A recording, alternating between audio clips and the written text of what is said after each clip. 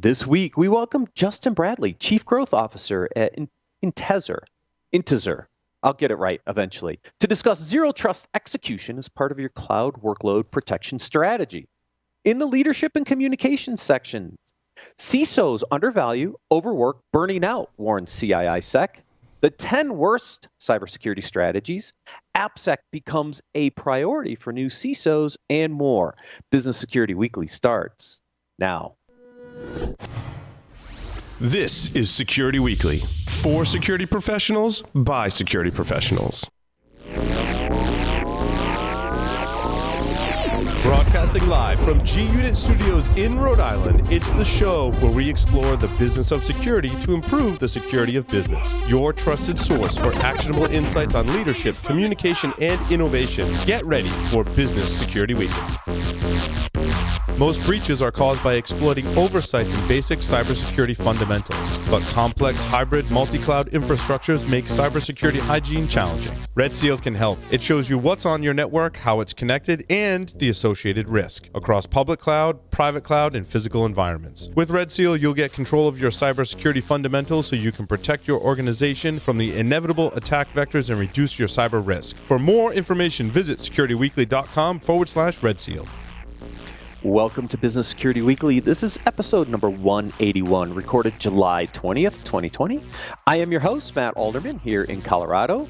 Joining me from G-Unit Studios in Rhode Island is my co-host, Mr. Paul Asadorian. Hey, it's good to be here, Matt.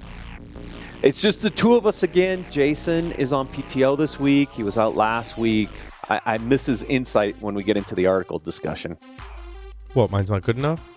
No, yours is good. But no, it's from a different perspective. Jason's the CISO and CIO or something, right? Yeah. He's a dual title going on. So dual title. Yeah, we'll talk about that a little bit in the articles.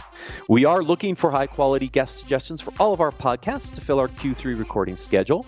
Submit your suggestions for guests by visiting securityweekly.com/guests and complete the form. We get a ton of emails. Just go to the form. It's the fastest way. We review them on a regular basis, and we'll reach out to you if you're accepted. Also, learn how to keep your internet self safe with our next webcast with Rapid7 on August 13th. They're going to review the results of their NICER report. Register for upcoming webcasts or virtual trainings by visiting securityweekly.com/webcast or visit /on-demand to view all of our previously recorded webcasts and virtual trainings. All right, let's get to our interview. Justin Bradley heads up Intezer's growth strategy and partners with key departments such as sales, marketing, and product. Justin joined after 15 years at CyberArk, where he held many titles, most recently Global VP of Customer Success. According to Justin, an amazing culture and attitude is the core of growth and is what makes a company go from good to great. Justin, we agree with you full-heartedly. Welcome to Business Security Weekly. Hey guys, thanks for having me, Matt Pauly. All right, so we're going to get into a very interesting conversation. Paul has seen, I think you've seen a demo of their product. And if we think about kind of the core roots of Intezer, we think of your genetic software mapping capabilities. But what we're going to do is we're going to talk about that in the context of cloud workloads and how that really influences your cloud workload strategy when it comes to things like zero trust execution. So first, give us a quick overview of Intezer, because I don't know how many people know kind of the backstory of kind of the core capabilities. Sure, yeah. So Intezer started out a handful of years ago with a very unique technology, really trying to, when I first started to talk to the company, they defined it as trying to reinvent the way people look at security from an incident response perspective. The idea is that classic, in an incident response program, a SOC, there's a lot of different malware that you might be looking for, and there's a lot of different overhead there. So the idea, the back core end piece, is that it's looking for, Intezer technology is looking for small snippets of code that it recognizes as either.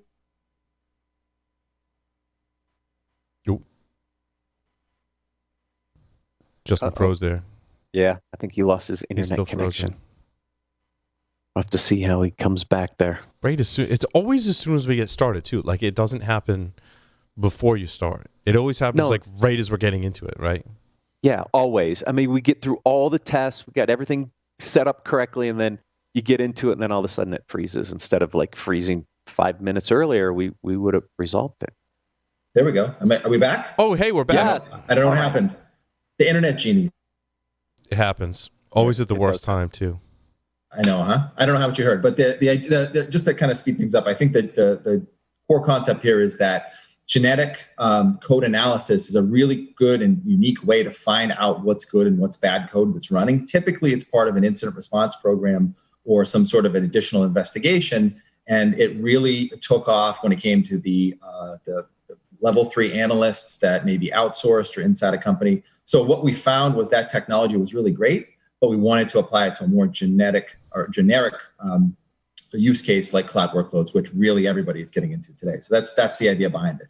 So, Justin, one of the reasons I love Intezer's technology is when I look at our own code, because we have an internal application we use for podcast automation and publishing, and we've had a couple of developers, cycle in over the past 5 years. And when I look at the code, I can instantly, it doesn't even take me long as a human to go, yep, that was that person's code. Yep, that's my code. Yep, that's that person's code, right? And essentially, you've automated that and put that into a machine learning kind of style engine to compare malware samples, which makes total sense. Yeah, exactly. I think the core concept here is that people reuse code. It's too inefficient to rewrite code all the time from scratch. So whether it's in a positive way, like you recommended or you reference, where people are kind of reusing their own code, or maliciously, like bad actors and threat actors are reusing code as well. So that's the core concept, is that it's too cost ineffective to be able to not reuse code. So there are little trails of breadcrumb trails to be able to find and say, this is good code, this is bad code. Even if it looks completely different, at its genetic core, it's actually the same in some ways. So how do we now apply this to cloud workload protection for a second? Because as I think about the DevOps movement and this concept of DevSecOps, right, we talk a lot about static code analysis, right? I need to do static code analysis. I need to do fuzzing. I need to do software composition analysis. A lot of that stuff on the build side of the fence.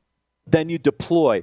Where does the technology fit in? Does it fit in the static side as well, or is it more on the runtime side after some of the stuff has been spun up in the cloud? Yeah, it's a great question. It's really a runtime solution, right? And I think that's the gap. I think there are amazing products out there that do a lot of the pre-scanning runtime, pre-container, registry scanning, all the things that are out there, really good solutions. And I think a lot of companies are tackling that. Maybe they took it from a compliance perspective up front, and now maybe it's pivoting more to risk with all the different things we see out in the world, all the breaches. But really the idea is that, when we get into this concept of zero trust execution, the concept is really simple, which is everything you run in your cloud environment should be kind of pre-approved and perfect. And that makes perfect sense, but that's not the world we live in, right? There's too many things that happen after the build and the ship, right? When you're running, to be able to say, we need to be able to identify that this is different. Maybe it's in memory, maybe it's during the runtime. But the idea, though, is it's more than just the static files and disk. That's a huge part of the prerequisite of having a good, clean cloud. But obviously, you need something after the fact as well. So it really is the runtime. Yeah, and I think we've seen a lot of challenges or limited solutions on the runtime side. Like I said, we spend a lot of time on the static side in building the product up to a certain point. But then when it goes in production, we kind of think we kind of forget about it a little bit. Yeah. Being at Layered Insight and spending so much time in the container security space, our focus was on the runtime side, where some of our competitors were more on the static analysis side. And I thought the capabilities there were unique because it looked at what syscalls were happening, what network traffic was happening, and how to protect the container when it was actually running. Because the only kind of runtime tool we had was doing a dynamic scan, which that was, that didn't really provide the same level of insight. So how does the product now really look at the runtime environment in the cloud and really help us understand where is that malicious code? Right, exactly. So what it's looking for, there's obviously two kind of parts. And I think what's interesting is that we always focus on the obvious threat, the malware, right? The piece of code that looks good, it's actually malware in disguise. And we know there's many threats. And just taking a step back, we know just from the breach perspective, malicious code or commands need to be run in an environment. That's like a fact. Obviously how they get in, whether it's a vulnerability or some sort of misconfiguration, that's an interesting topic. usually the ones that make the headlines, but it's really that assumed breach mentality. Okay, I'm in. Now what am I looking for? How can I slow down the attacker or find them quickly? And I think that's where it comes in. So it really looks at the runtime, the actual container that's running, and looks for pieces of malicious code that are either it's actually two parts, right? It's either that it's found a small, tiny snippet of code that compares to another piece of malware. And remember, if I'm a good coder, I'm not reusing malware to write my code, right? It's typically a bad actor that is reusing code. So it's easy to compare the two databases. If we know something is bad, finding even a small part of it makes a big difference. And vice versa. I think security experts get a lot of solace out of the idea that the code running is actually approved, whether I ran it or it's some sort of approved third party that's pretty standard in the industry. So I think the idea is that we always focus on the bad. I'm looking for the piece of malicious code, but we see a lot of value in our customers saying, I'm actually looking at my runtime and it looks pretty good. It's all stuff that I either know about or it's pieces of code that I know about that I feel comfortable that things are running in an appropriate way. And you get that kind of day-to-day or minute-to-minute in security. Yeah, because there is a lot of reuse in the build side when it comes to open source software, right? What we hope is that there isn't malicious code embedded in the open source, but it could happen. I mean, supply chain and understanding the supply chain of the open source community is definitely a potential concern. Do you have the ability to also do that genetic mapping on some of that open source to see if pieces of malware have been inserted into some of those open source projects? Yeah, exactly. I think that's a great point. Is it doesn't, where the code comes from, I think is a little less relevant. It's the fact that the code has a piece of the malicious piece of code has a piece of genetic instance in it that's bad, right? And if you think about the logic of it, it's kind of bad by default. Like a little piece goes a long way. So even though it might be 90% approved in open source and everyone's used it for years, the fact that there's something embedded in there really is a red flag. And remember, this is a complementary strategy to other security tools that are happening out there. We want to take that data, get it to maybe a SIM. Maybe we obviously want to have different things happen after the fact. But the fact is that security experts need to know, hey, there's something in here that's not kosher. I just want to be able to kind of double click on it and see what's happening. And really, obviously, take away from the false positives, which is where a lot of these controls fall apart. Right. Now, when I think about overhead in the runtime, I've seen some really interesting deployment models that really created a lot of headaches for people in the runtime side. The perfect example is privileged containers. They were to me, they were one of the worst concepts out there. I give a container full root access. I take all the other containers, shove it through me. Not only do I create a security hole, but I also create this huge performance bottleneck. How do you really solve runtime without creating a lot of additional overhead in the solution you're trying to deploy? Yeah, there's two parts, right? Now, obviously, let's talk about a perfect world. In a perfect world, there's essentially code that we know exactly what it is, and maybe there's an additional library of, let's say, open source code that's approved and trusted. So that's kind of pretty black and white. And then we get into the idea of finding things that we don't know. Now, that's the trick, right? When we don't know what it is, the question is it legitimate and we don't know about it, or is it bad and we don't know about it, right? That's the real kind of root of the issue. What we try to do to take away that overhead is to take away the requirements of the customer knowing what they're looking for, if that makes sense. The idea is if I am constantly creating and tweaking baselines and kind of configuring my policy based on whatever my solution is, then there's two assumptions. One is I have the bandwidth and the right cycles to be able to do that. And the second is that I know what I'm looking for. And the idea here is that we don't expect security professionals to know what they're looking for, but we know that if that larger thing that they're looking for is made up of something small that we know is bad, we can compare it to our database of known code and known bad code and be able to kind of go through there. And vice versa, you can have your own approved good code that you can compare it against as well. The idea is to quickly make an assessment of saying, this is good or this is bad. Let's move on and go from there. Got it. So do you think more kind of a whitelist, blacklist discussion, right? I mean, this is what I believe is good code. You build a baseline. This is my whitelist. We know what malicious code looks like from a genetic fingerprint perspective. And then over time, you have to figure out the stuff in between. Exactly. And I think, let's be honest, whitelisting, if you looked at that matrix of, risk reduction and efficiency to or overhead, it's got the two highest marks, right? It's if you can pull it off. By the way, I don't know any CISOs that have actually pulled off a whitelisting, and I think it's because not the concept of whitelisting is bad. I think it's the idea that code changes so much that it's impossible to look for the big pieces. I think by looking at the smaller pieces, it's a much more efficient process to say this is good, this is bad, based on what it's made of, not necessarily what it is. And I think that is where some of these false positives come into play, right? And what we're looking to do is something similar, but really the idea is to give quick answers to what's in there and just really give people a kind of a shot at protecting their solution based on the fact that, hey, it slipped through a vulnerability, it slipped through some sort of misconfiguration. We don't want that to happen, but if it did happen, we have to be able to catch it. That's the idea. Yeah, no, I love this style of protection, especially for the software supply chain problem, right? Because I'm importing all these libraries. You get all kinds of transient vulnerabilities inside of dependencies. Yep. And looking for something like in static analysis, like is this code bad or good from a static analysis standpoint is very different from what you do, right? Looking at the behavior, if I compile is a wrong word there, right? But I basically spin up an environment to test with my software, with all the dependencies, and I look for behavior that's got its flaws as well. Because how do you differentiate? Like, I'm making some calls in my own library versus another library. Like, how do I know what's bad or not? Right.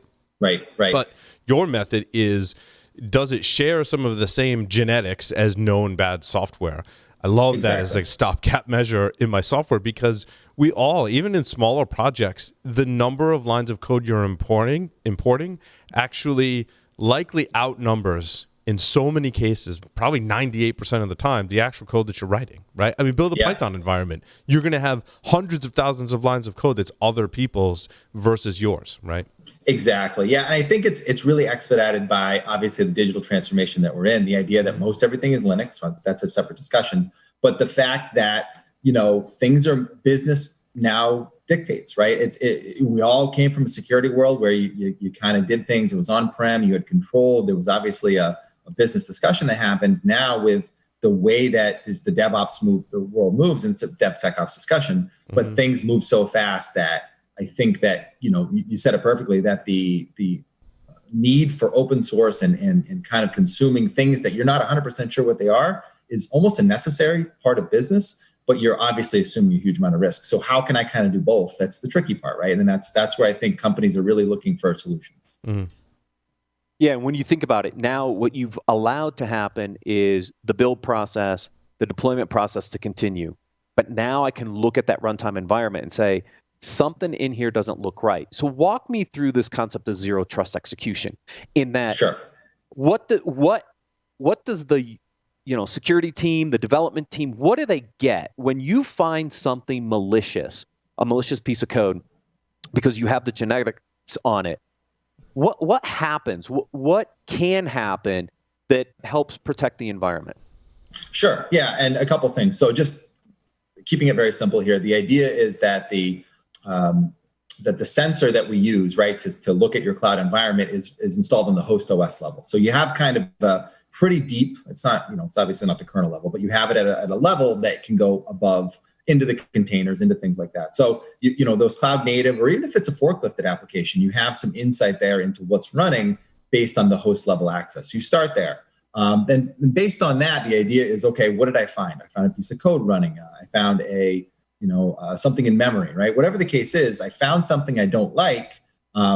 Then I want to be able to, first of all, know that. That's kind of the first part. If knowing is the first part. And then you want to be able to maybe shut that application down, maybe shut that container down. Remember, we're in an ephemeral environment. So by definition, it should be spun up and spun down quickly. That's a good thing. But the idea is I need to know where that bad piece of code is to cut it out and to maybe spin up an environment that would support it. That's what zero trust is to me and to the industry. I would assume is, let's get a really clean environment and just throw it out whenever we feel like it. Oh, it's dirty, clean it. Right? And I think it's not about that concept still exists. I think it's about knowing when to do that and obviously being able to do it really quickly and not having a lot of, well, is it good? Is it bad? We're not sure. It's kind of homegrown code. And obviously businesses are running on this stuff, right? So we don't want to hurt performance or obviously uptime. So it's kind of that idea of quickly identifying not just if there's bad code, but exactly where it is, cutting it out, and then let the build ship and run happen behind the scenes. Yeah, because I can see a couple scenarios, right? And I want to walk you through them because I think it's interesting on how you apply this approach, this technique to the process. The first scenario is pretty straightforward. I build my container environment, I spin it up, and it has malicious code embedded in it. So you're going to flag it right away, I think. And in that scenario, I think you want to be able to get back into the developer's hands to let them know there's a piece of malicious code embedded there because they have to fix the base build. Makes sense? Yep. 100%. Yeah. And I do think it really depends on the maturity of the company, but yeah, you're right. That definitely is a scenario that can happen. And you really want to quickly QA, it's the wrong word, right? But you want to be able to say, hey, this is bad, heads up, you should fix it before it becomes a really big, embedded issue. But yeah, there's also really good solutions that kind of are solving that too, right? I feel like that's getting solved more than most, but certainly it's out there. Yeah, and the second scenario is my baseline's clean, but somewhere while it's running, a piece of malicious code gets activated, right? Something changed in the environment. Now you have malicious activity. This is where I think the scenario of an ephemeral environment really comes in to say, look, I can drop that environment, go back to my last known good baseline, and spin that environment back up. Can you automate that in what you guys are doing today? Or is that still a notification for somebody to drop the bad environment and spin back up the new environment? Yeah, I think, in the life cycle of the product and just, I think in security in general, I feel like, so we do have the ability to kill processes and kind of start to automate that process. And we do live in an API world, right? In a RESTful world. So I think that's where everything is going. I think the idea though, just as a security professional is it's kind of a walk, run concept. I think that most companies, let's say we could automate everything. I don't see customers doing that right away. We don't see customers doing that right away. I think it's more about, I need to know it. I need to go through my other security controls. And then, yes, can you automate this? Can you automate that? I think that's a huge part of it. But just the fact that we're identifying things quickly in a very unique way, I think is adding to that security posture and then really working with the automation that exists in the environment. It really depends on how mature they are. But the idea is, we can kill a process. We can stop something from happening. Does the customer want to do that right away? It's not always the case, but they will build up to it. Yeah, it's the old adage, right? I want to put protection in place where I can. Then I need good detection, and at some point, I might want to automate the response side, but I'm not quite ready there, right? It is that slow kind of maturity process. Yeah, it's funny. Like we've all been a part of an entire sales cycle, right? So it's the pre-sale of I want to see it do all these things, and then the post-sale you go to deploy, and they're like, no, I'm not automating that. Like, what are you, crazy? Like, I just need to know, and I need to go through a more manual process, but it goes from manual to semi-automatic to obviously automatic. I mean, that's where the world is trending, especially in this space. Yeah, I agree. Now, when I think about cloud workload protections could be private cloud or public cloud. So I'm assuming support across the different cloud providers. And also, if you're running your own private cloud infrastructure, you've architected it so it doesn't matter if you're running hybrid or multi-cloud. It's the same solution, right? Yeah, I mean, exactly. And that's the reality of this is that, if it's, cloud native is where the world is going. Let's be honest. I mean, that's where everybody wants to be. There are even some companies that are run as cloud native. But at the end of the day, there are still things that are static, right? Whether it's because you're in a hybrid environment and you're still porting over applications and kind of getting into where you want to be. It could be that you're just not mature and you understand that like cloud is a forklift and it's not really what cloud is, or a true CI/CD tool pipeline. Or it's even the idea that born in the cloud companies still have VPN servers, database servers that are more static than they're probably comfortable with. There's always places that you want to be able to put something that says, I just want to watch this and look for something that's bad. So we see a lot of opportunity, especially today in a hybrid environment, to be able to say, let's just go to the host level. Let's put this sensor there. Let's look for something that's bad and wherever you choose to do it. And we'll be able to kind of monitor that as you grow into your kind of cloud maturity, if you will. Yeah, and I think that's the way we need to think about this whole movement to the cloud. We've been talking about for years. Of course, COVID-19 has really certainly kind of sped that up for many companies. And one of the things, and this is the exact situation that we're in. Well, it was actually two. I mean, if you're going to go cloud native and you haven't written a line of code or implemented anything for your application, you want to go cloud native, I still feel like unless you're a big company, like an Amazon or a Google, like that ramp up design to development time is long because there's not a lot of people that have actually done that before and have a lot of experience, right? So what happens, I think, is in both cases, so the other scenario is I've got a legacy application, I want to put it in the cloud. Okay, so I run it like an EC2, maybe I start spinning up containers, and then I start spinning off and using cloud services to become cloud native. Most of us are in some kind of hybrid, right? Even if you're starting from nothing, at least me, this is my take on this, right? I'm presented with the problem. I'm like, well, we could shave like 6 months off this project if we took this component and we just spun it up in a container. Like, because we know how to do that, right? So let's do that. And then, spin it off. And that's where I think a lot of folks are in this like hybrid of, pieces of their application. Some may be on premise, some may be in the cloud, some are cloud native, some are containers, some are Kubernetes. Like, it's all over the place.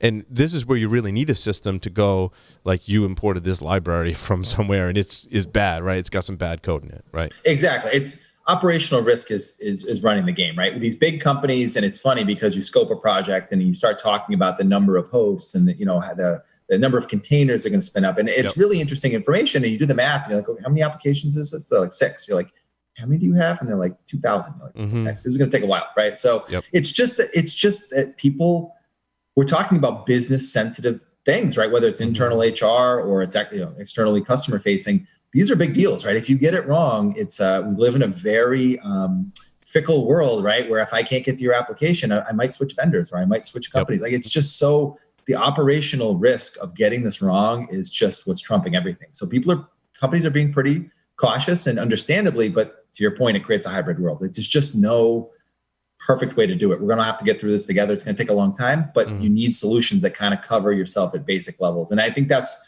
speaking to the point that Matt brought up, which is what's a quick win that I can put in that gives me a lot of risk reduction with not a lot of operational overhead. And let's kind of start there and kind of chip away at the many controls I need when I go to the cloud.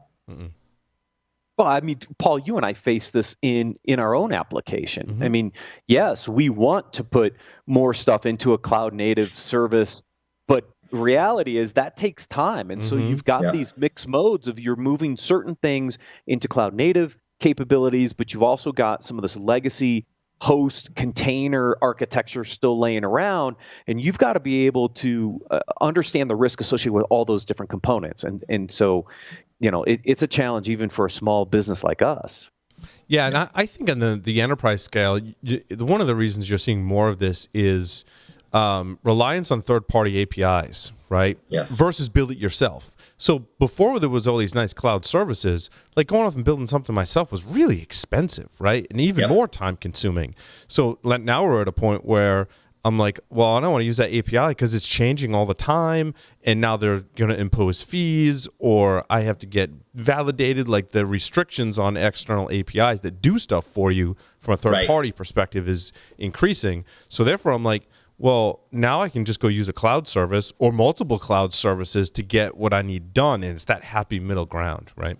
Yeah. I mean, and there's no question too, when you're talking to a customer and you're trying to assess I think it's an important discussion to assess, how mature are they in this digital transformation. If you hear they're all in on one vendor, whatever that vendor is, it's probably not a good bet, right? It doesn't mean that they like or don't like that vendor. It's just that you have to be pretty cautious about it. Spread your bets, use different APIs. It creates slowness. And by the way, my career advice always to anybody that's looking for a job, or career advice, or coming out of college, or whatever it is be a developer. Like, how many developers are we going to hire in the next 20 years? A lot is the answer. So I'd say always be a developer. I wish I could go back and be a developer. I think I would be much better off in life.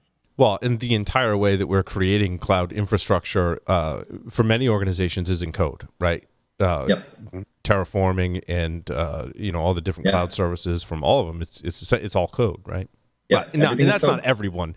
I mean, let's be frank, right? There are people on different stages of this maturity, and it depends on which application you're talking about, which piece of application, right? So it's a very complex matrix. But there are many organizations doing a very good job of creating all this stuff on the fly with code. Yeah.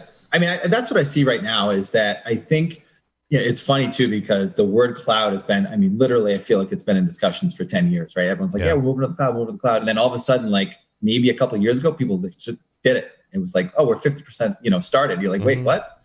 Like, maybe a little heads up would help. But I think that they're in this journey, and it's super confusing. There's so many good solutions out there. They all do really good things. I think it's not a matter of do I do this or that. It's just a matter of which order I do them in, because I need to be able to prioritize my time and my limited resources. So it's kind of this game of, I got 10 things to do. I can only do 3. What are the best 3 I can do that fit my business case and my culture to be able to get the wins and the security needs that I have to build on that over time? I think that's kind of the game people are playing now. Less of a do A or B, and it's like, well, I got to do both, but which one should I do first is a more interesting discussion. Yeah. And I think that's really where the static versus the runtime side comes in, right? So a lot of people spend a lot of time on the front end in static analysis and doing the right things there. I think augmenting with the right runtime solution to really pair those two together is critical when we think about workloads running in the cloud and how these apps really need to be protected. Yeah, and I think that's the idea, right? The term zero trust execution is out there, and people are going with it, and just asking people what their strategy is really interesting. You get into a lot of different, ideas around it, but I think it's the idea, you hit on it there, Matt, which is it's about making it more real, right? And I think that's the interesting. It should be perfect, and it's not, right? And I think it's not because people aren't executing properly, but because bad guys are still getting in and bad things are happening. Like, it's just the reality of it. So there's going to be flaws and gaps, right? 0-day, vulnerability. Like, it is what it is, right? You have to work around it. So it's all about pairing like solutions together to get the most value, the 1 + 1 = 3 concept, and just saying, hey, I got 3-4 controls and I feel good about this part of my business, my security. I'm going to add to that. I'm going to add to that. And just kind of chipping away at it. I really love complementary solutions. There's so many good best of breeds out there as well. That, I think that's what people are looking at is, I have these 3 things together. Do I get the controls that I need? And if the answer is yes, I think they're really starting to get there. But it is so confusing. There's so many different. I always say the one place. I'm not offending anybody, but the one place that always scares me the most is going to the current RSA show. If it's ever in person again, it's like walking into Vegas. It's like buzzwords and lights and colors and giveaways, and it's like, I'm just going to go to the vendors I know. Like, it's a weird concept that there's thousands of really good solutions that are all kind of competing each other. But at the end of the day, it comes down to, what do I want to try to accomplish? So it's an interesting, I always get a little freaked out there from a Sentry perspective, just to see all of that and be like, man, I'm just going to go to my booth. Well, that's why we try to focus on problem solution value on this show, so we can try to differentiate those thousands of security vendors and really, where do they help solve specific challenges that organizations are facing on a day-to-day basis. And for Intezer, it's runtime and looking for malicious code in those runtime environments, and organizations that need to solve that. Hopefully we did our job and showed you problem solution value. Awesome. Justin, thank you so much for joining us on Business Security Weekly. Yeah, Matt, Pauly, thanks a lot for having me. Thanks, You're Justin. welcome. If you want to learn more about Intezer and their cloud workload protection solutions, please visit securityweekly.com/Intezer. We're going to take a quick break and then cover the leadership and communications articles for this week.